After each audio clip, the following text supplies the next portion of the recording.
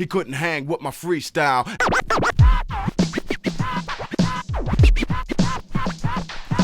Freestyle. Freestyle. Freestyle. He couldn't hang with my freestyle. Hey everyone, this is Chris Crazy House, and I'm back again with another fan art freestyle. And today, I'm going to be continuing with my Sinister Six fan art, and we are going to be doing the master of manipulation and trickery, and that is Mysterio. So, I've always enjoyed the character of Mysterio. I think he is simultaneously one of the coolest looking characters and the most ridiculous looking characters. You know, you have a guy who literally has a bowl on his head and this big flowing purple cape, and he looks absolutely ridiculous, but his mind and his power set makes him an interesting character. So what we know about Mysterio is his real name is Quentin Beck. He was a special effects artist who worked in movies and TV, and he decided to use that knowledge to basically become a criminal and to deceive people, because amongst other things, Quentin Beck is one of these pathological liars. He's not someone who is very trustworthy, and you really can't depend on anything he says or does. Even when he works with other villains, he's always thinking about somehow double crossing them some way or another.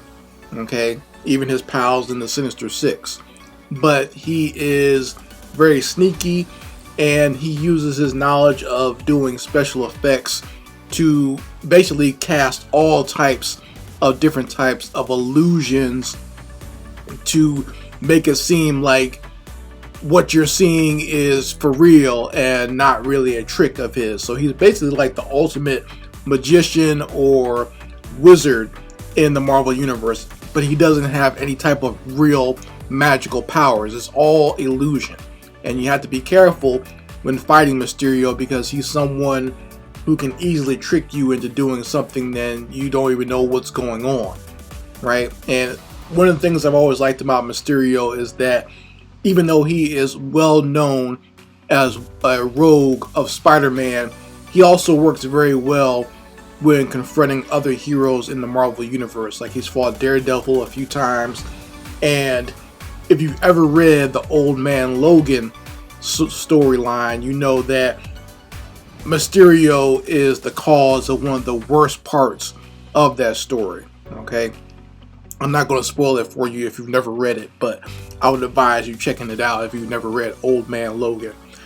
But yeah, Mysterio is definitely someone to worry about. Once again, he's not powerful, so you can easily beat him up, but just the fact that he can cast these illusions, you got to really be careful around him. And one thing I've always liked that's been consistent about his character is that he uses a special gas to create this mist around him, and that mist melts Spider-Man's web fluid. So that's something that's been very consistent throughout the Spider-Man comics over the years, that Mysterio can basically melt Spider-Man's web fluid with his mist.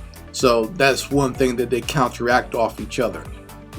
So that's what we're going to be doing here, folks. I'm going to be drawing Mysterio's bust, and I think I will, do my best to draw that famous glass bowl on his head, and doing my best to draw his cape and stuff like that.